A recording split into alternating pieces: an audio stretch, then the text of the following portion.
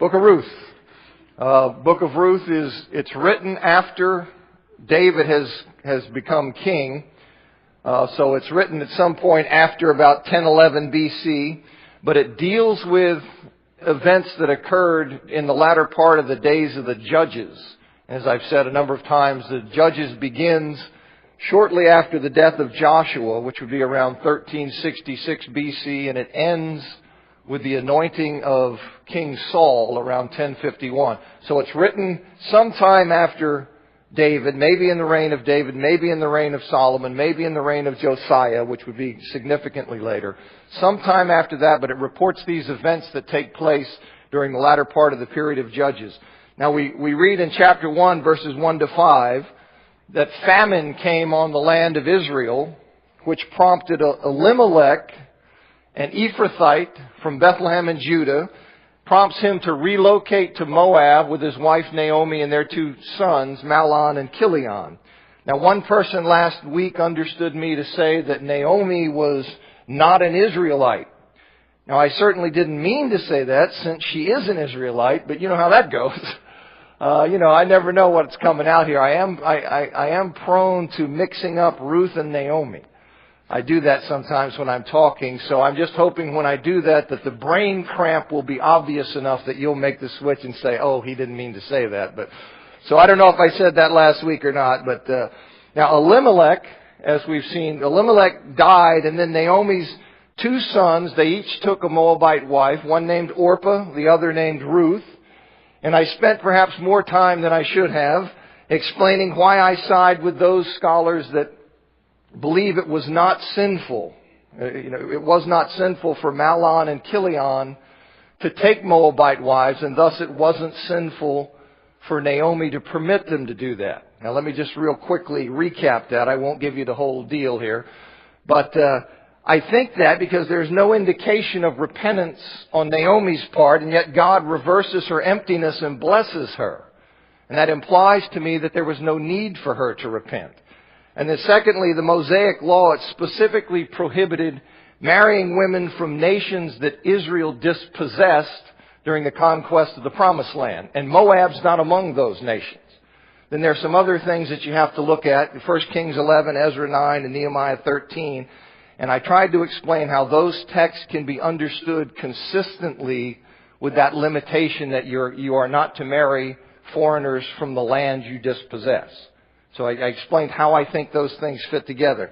Then thirdly, the ban in Deuteronomy 23 on Moabites entering the assembly of the Lord, that wasn't a ban on marrying Moabites.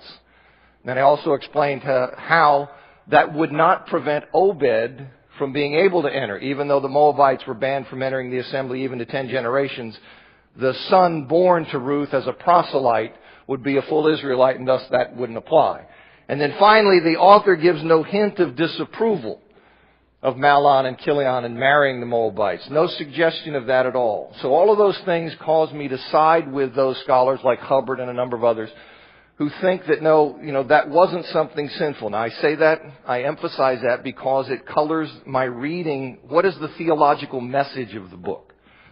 As I said, it's easy to read Ruth simply as an entertaining story. But it's deeper than that, and there is a message here. It serves a function in Scripture of what is God doing. And so that colors how I read that, and that's why I've been beating that to death. Now, verse 4, the latter part of verse 4, it says they lived there about 10 years, probably meaning that they lived there 10 years after Mahlon and Chilion had married.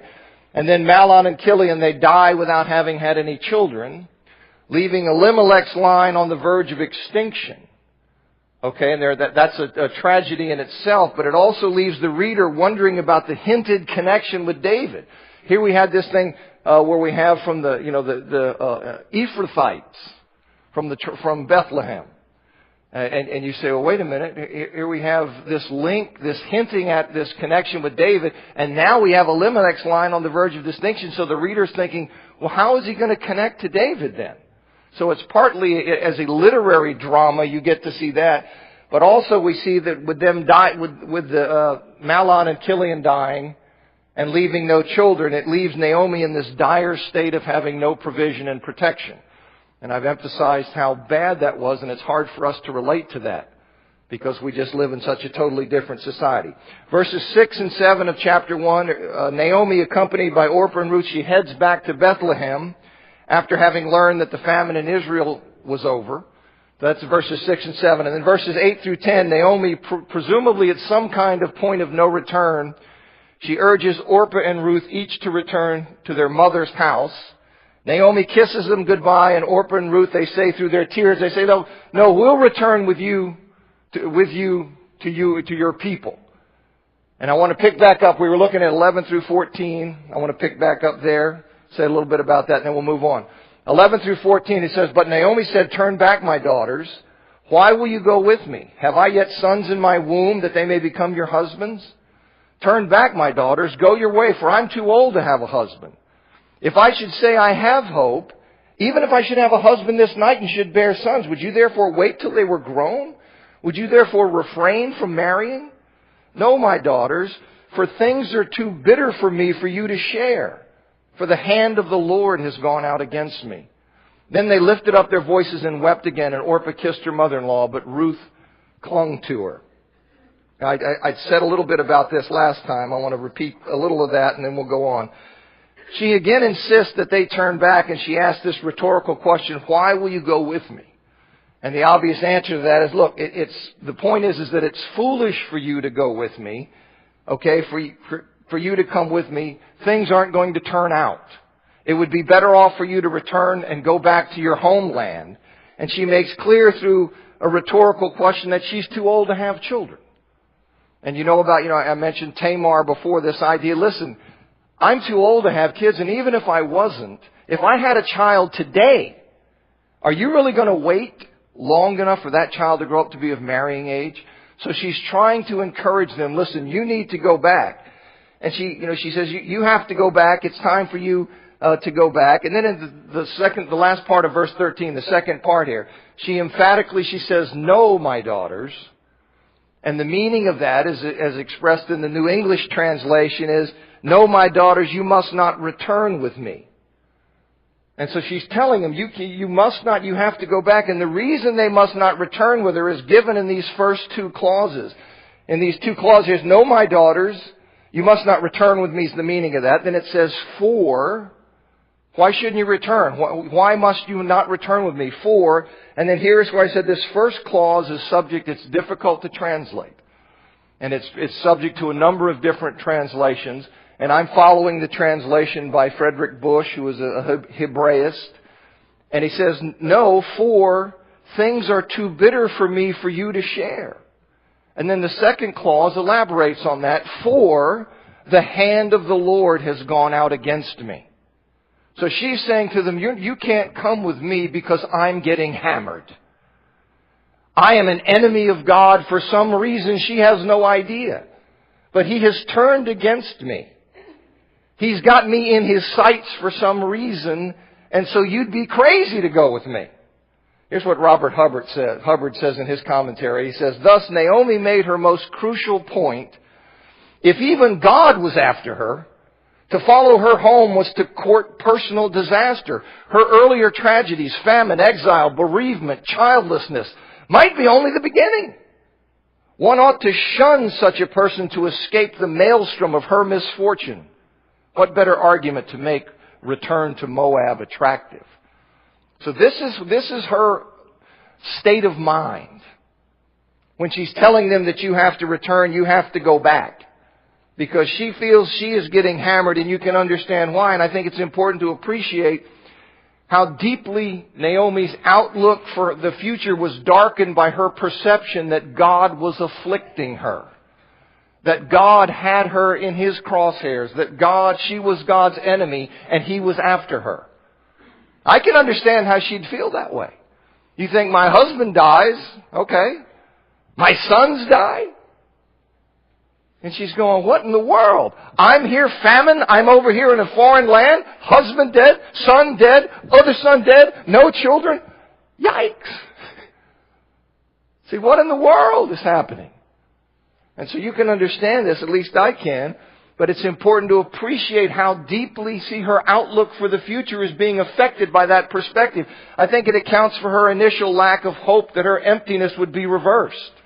She doesn't hope for her emptiness to be reversed. She's telling them, you need to go back there because I'm a dead man walking. You need to go back there because God has turned against me. Her belief in God's willingness to bless her life, to demonstrate hesed toward her, to demonstrate, a loyalty and a commitment to bless her.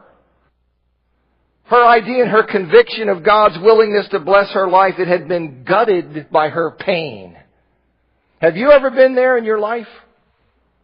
Have you ever in your life experienced such tragedy and suffering and sorrow that you feel that God has turned against you, and people tell you and encourage you and say these things and you're just so down? You can't shake the sense that God is pursuing me. Somehow He's after me.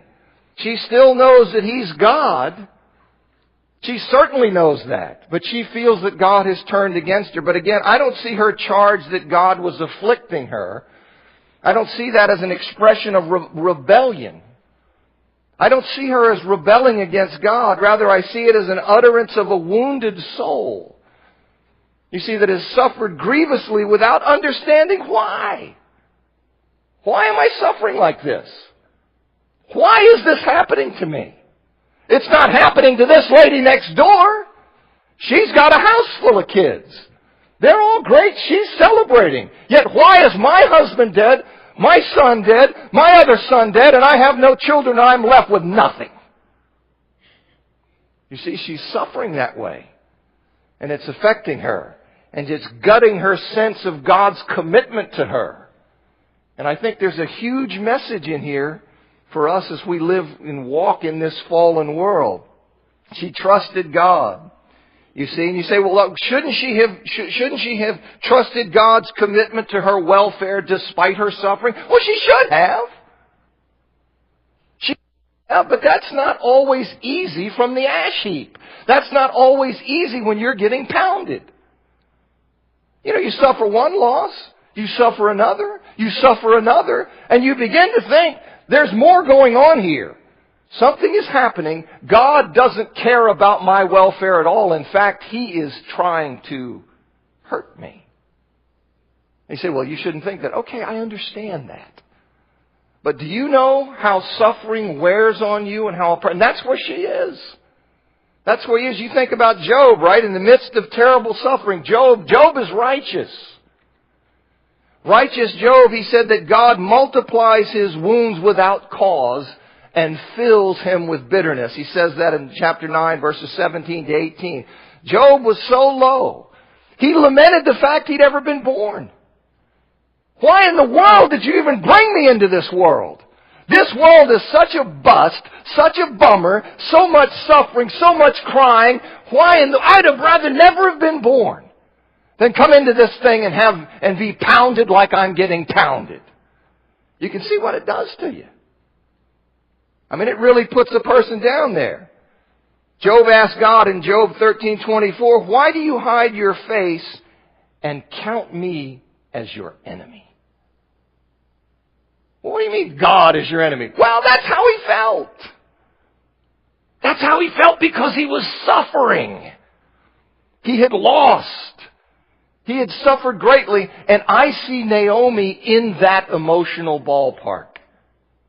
That's how I see Naomi. She is someone who has endured and suffered greatly. And she says, no prospect, and she says, with God as my enemy, God having targeted me, what in the world is going to come of anything? So she's urging them to go ahead and back. Now, in response to this appeal, they wept loudly. And then Orpah kissed Naomi goodbye, and she turns back for home. Orpah turns back for home. And this signals this is the end of Naomi and Orpah's relationship. And Orpah's not mentioned again in the book. So she's telling him, you need to go back. That's the smart move. I'm targeted. You don't want to be collateral damage hanging around me because of the way God has been afflicting me. And so Orpah, she winds up turning back. Now, her decision is neither condemned nor praised by the author. You don't get any indication that it's simply reported, and it serves to highlight Ruth's contrary response. See, so you have this, she just goes back, no comment about that, but it heightens Ruth's response, which is introduced in verse 14 with this simple statement, but Ruth clung to her. So here we go. Orpah goes back, Ruth clings to her, and then we see in 15 to 18, it says, and she said, see, your sister-in-law has gone back to her people and to her gods. Return after your sister-in-law. But Ruth said, do not urge me to leave you or to return from following you. For where you go, I will go. And where you lodge, I will lodge. Your people shall be my people and your God my God. Where you die, I will die, and there I will be buried. May the Lord do so to me, and more also, if anything but death parts me from you. And when Naomi saw that she was determined to go with her, she said no more. Now this is something really amazing. Naomi feels so hopeless about her future since she believes that God has in essence cursed her. She feels so hopeless about her future that she urges Ruth to follow Orpah's lead in turning back to Moab, even though she recognizes that it will involve a return to her pagan roots. Now people seize on this, they say, no faithful Jew would do that. Maybe no faithful Jew would do that, but not one who's getting pounded. I don't see the trouble in relating to this. The sorrow and the suffering that has come from these losses, leaving this woman destitute, leaving her with no connection. And that people are going to sit here and say, well, no faithful Jew would do that. Well, maybe not in ideal circumstances, but I can see a human being doing that. I can certainly see a human being doing that. And saying, listen, even though it means that odds are better there than with me, you need to go ahead and turn back. See, she feels so targeted by God that she apparently believes that her daughters-in-law, they'd be better off as pagans in Moab than as members of her family in Judah. Now, that's not true. Okay, that's not true. I understand that's not true, as the story is going to reveal to us as it unfolds. But it seemed that way to Naomi because her perception of Yahweh was being distorted by her suffering. That's how it was. It was distorting her perception of God's commitment to her, to bless her. She didn't see that at all. She was suffering and all she saw was the hammer. And yet in the midst of her sense of divine hostility toward her, where she says, listen, God is my enemy. He's after me. He's targeted me. He has in essence cursed me. In the midst of that, God is already working to reverse her emptiness in Ruth's demonstration of Hesed. See, working to reverse her emptiness through the life of an average person who is willing to reflect God's character. Where is this starting? It is starting with Ruth saying, I'm with you. I'm committed to you. That is God's character that she is reflecting toward her. And what is she seeing? Pain and suffering and sorrow and I shouldn't have been born. She doesn't say that. That's from Job. But this is the sense. The sense. Already though, what's happening? God is working in the midst of her suffering to reverse it, and she's oblivious to it. Right? He's working through this demonstration, through this average person, ordinary person who is willing to reflect God's character. He takes that person and begins to reverse Naomi's emptiness. Now, she doesn't see that. She just sees, here's this person. No, you don't want to come with me.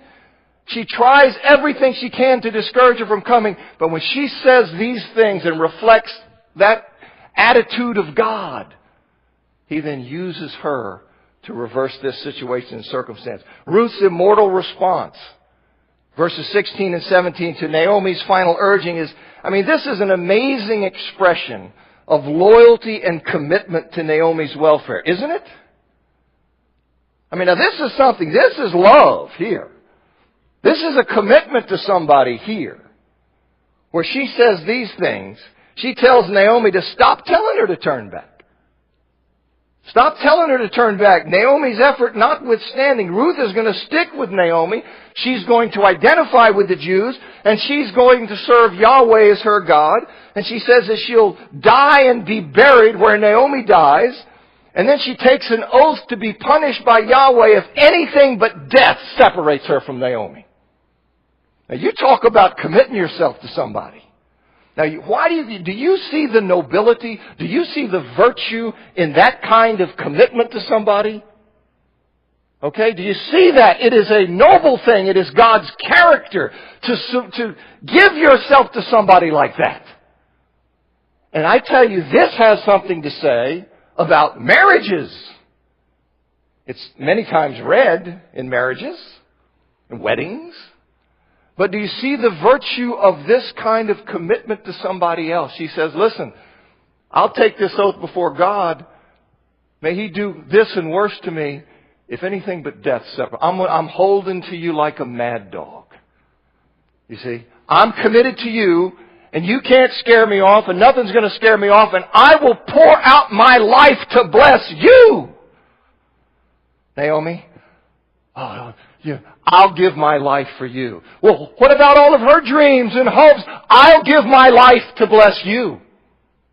We hate that. Right? They say, no, listen, it's about me. It's about me and all of the things, and instead of about me serving and giving. And that's why this is, I think, why the story's gripping. And I said, I have no problem with it being named the Book of Ruth.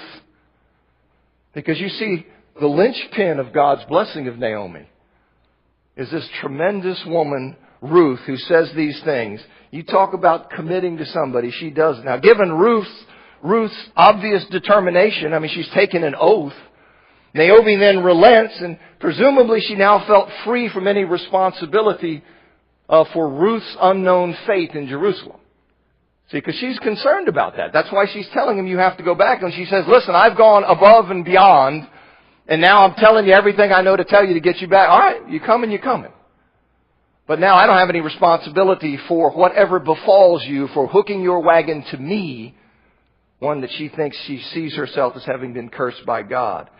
Robert Hubbard, he says of Ruth, whatever her motives, deep affection, a sense of loyalty, misguided idealism, she sacrificed her destiny to cling to an aged, hopeless mother-in-law. One may understand Orpah. One must emulate Ruth. You see, and I hope you see, and see, Jews understood this expression of Hesed from Ruth and how that was the character of God. They understood the virtue and nobility, and you'll see it later, right? When Boaz says, everybody knows about you. Everybody knows what you've done and how great it is. Okay, so this is a very virtuous, powerful thing. Then in 19 to 21, it says, so the two of them went on their way. So the two of them went on until they came to Bethlehem. And when they came to Bethlehem, the whole town was stirred because of them. And the women said, is this Naomi? She said to them, do not call me Naomi. Call me Mara, for the Almighty has dealt very bitterly with me. I went away full, and the Lord has brought me back empty.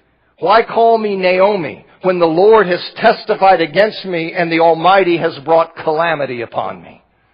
Now this is where I want you to see. You saw it a little bit earlier, but I want you to see. I'm not dreaming up this aspect of her spirit. I'm not dreaming up that she feels in essence cursed by God.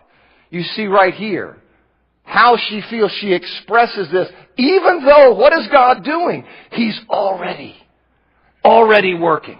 He's already working to reverse her emptiness, but what if she's oblivious to it? All she can see is the pain and suffering that has come into her life for some reason she doesn't understand, and that's how it is a lot of times. You know, trying to chart, well, here's what God is doing. That's tough business, people.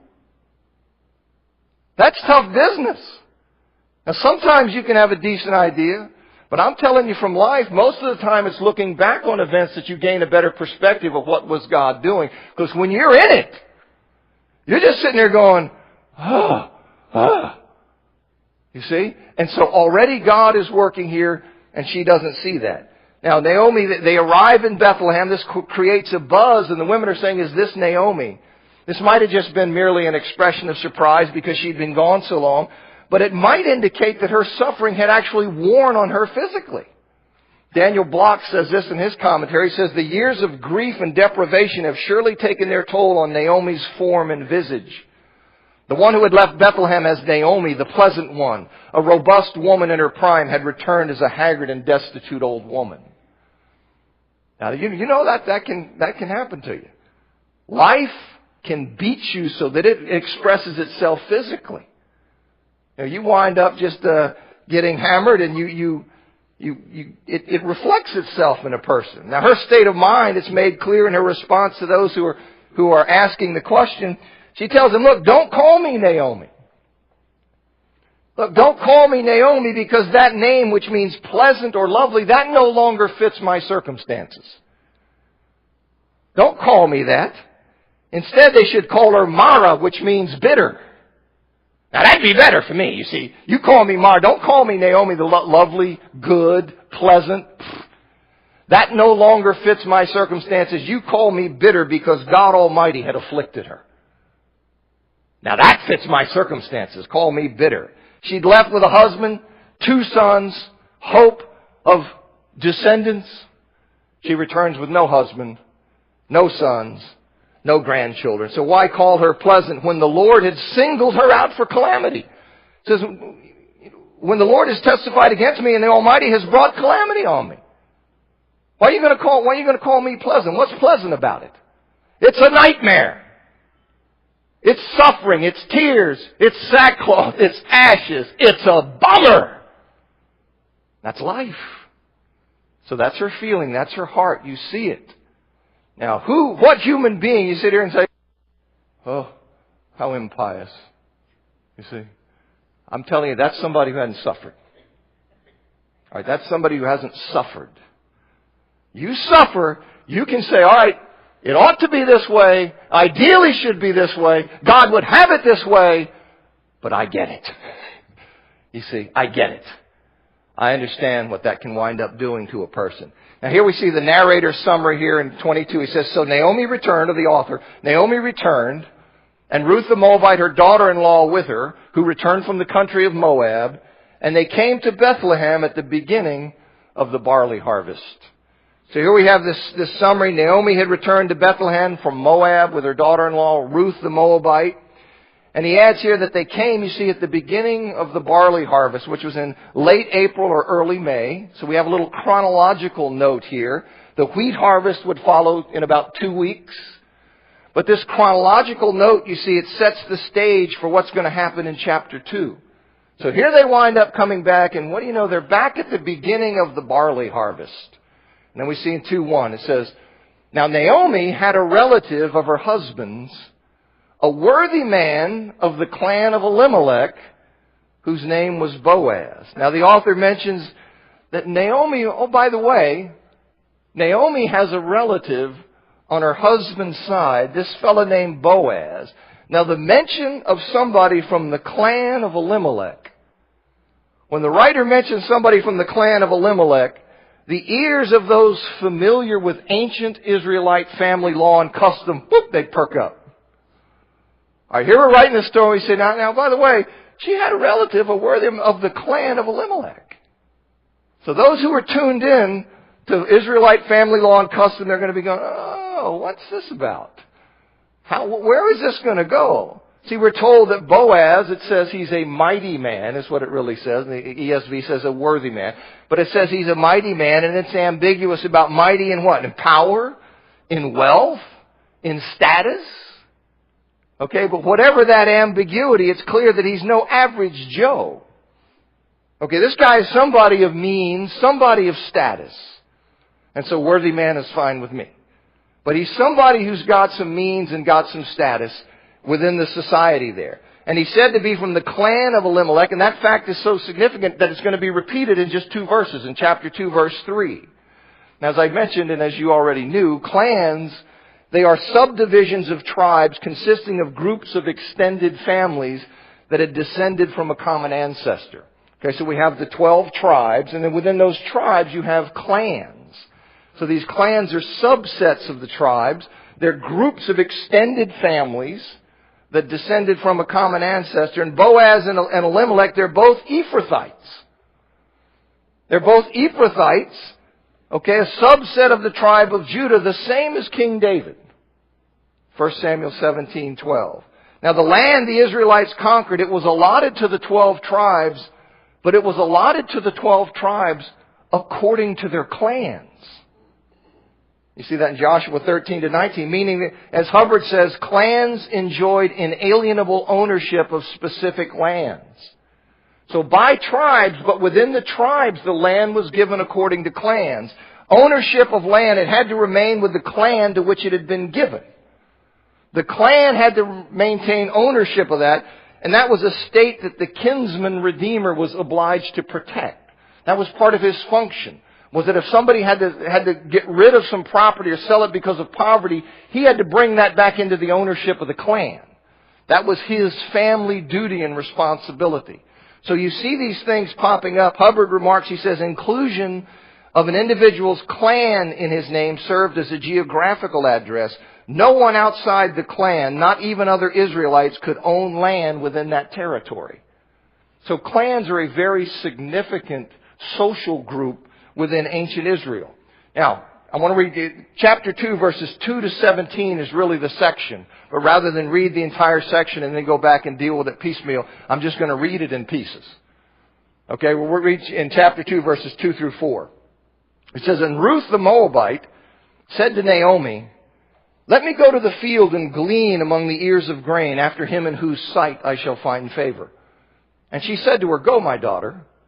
So she set out and went and gleaned in the field after the reapers, and she happened to come to the part of the field belonging to Boaz, who was of the clan of Elimelech.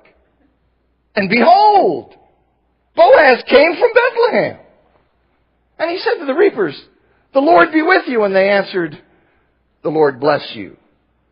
Now Ruth here, she politely asked Naomi for permission to go out and to gather from the fields that were being harvested ears of grain that either were dropped or left standing by the reapers.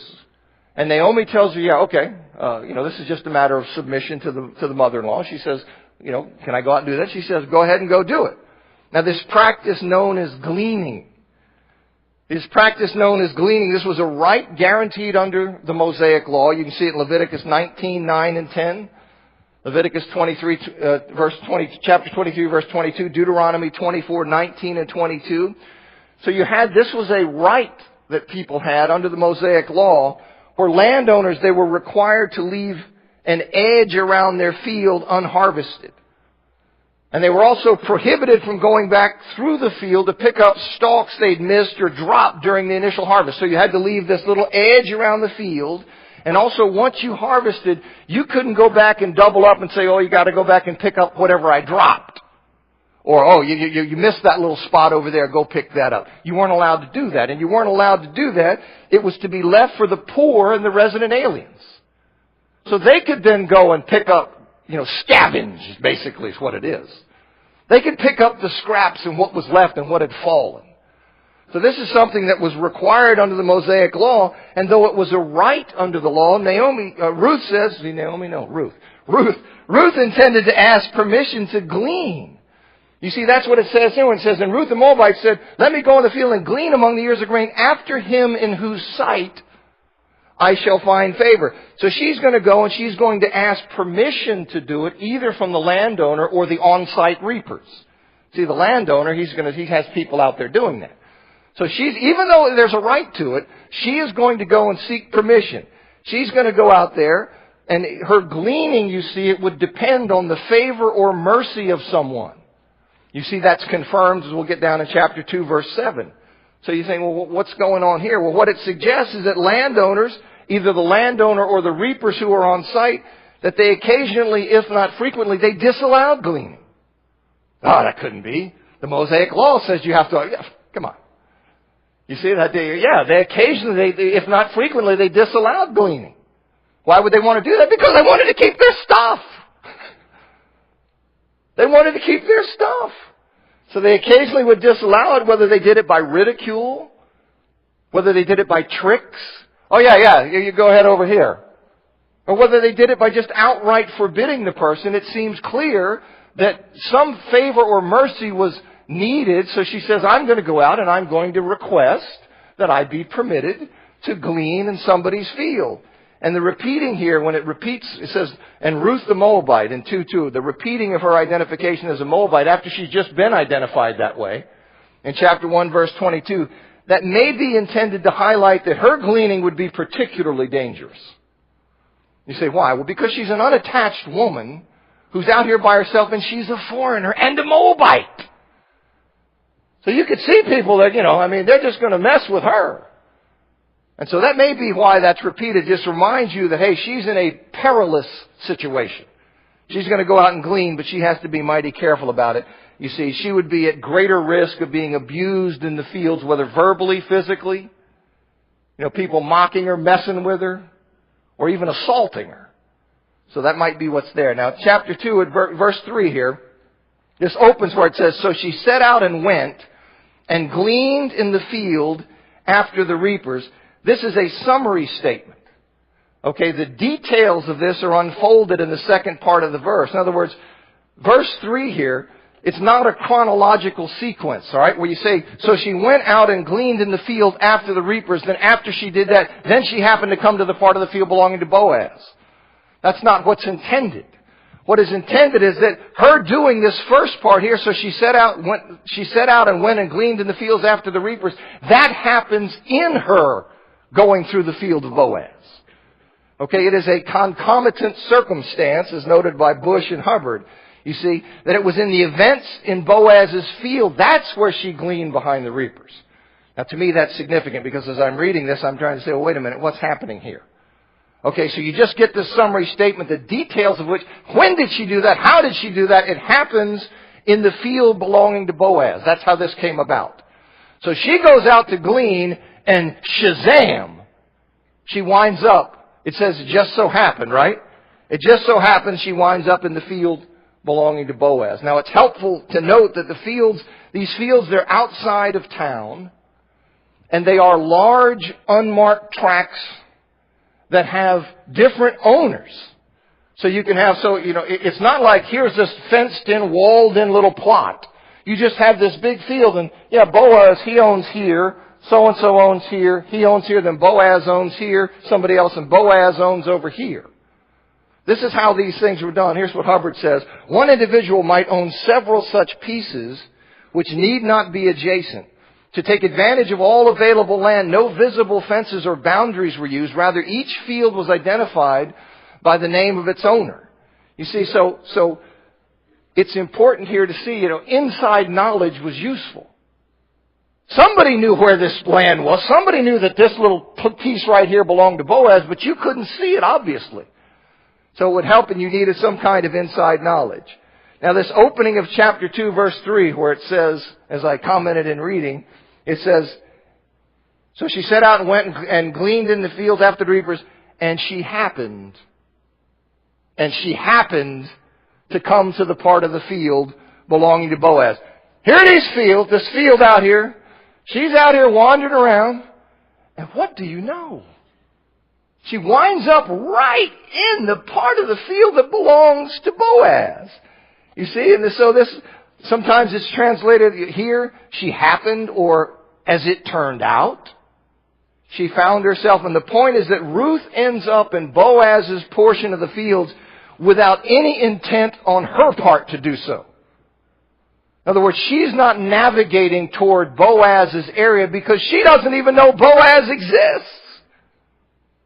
Okay, so she happens from her perspective. There's no intent on her part to do that. She had no idea who he was. But having just mentioned, you see, that Boaz was from the clan of Elimelech, what's the reader to understand? The reader is to understand that what was happenstance from Ruth's perspective was in fact the hand of God. You think she just happened to Boaz's field? Now do you see how God is working here? No great explosion, what's he doing?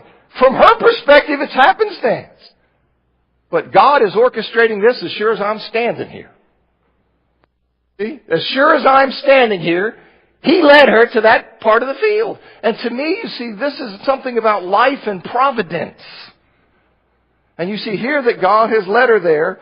Daniel Block, he calls this one of the key statements in the book. Here's what Block says. He says the statement is ironical. Its purpose is to undermine purely rational explanations for human experiences and to refine the reader's understanding of providence. In reality, he's screaming, see the hand of God at work here? And of course he is. He says, by the way, there was a relative of Elimelech's. Can I go out and glean? Oh yeah. Just happened to wind up there. Come on!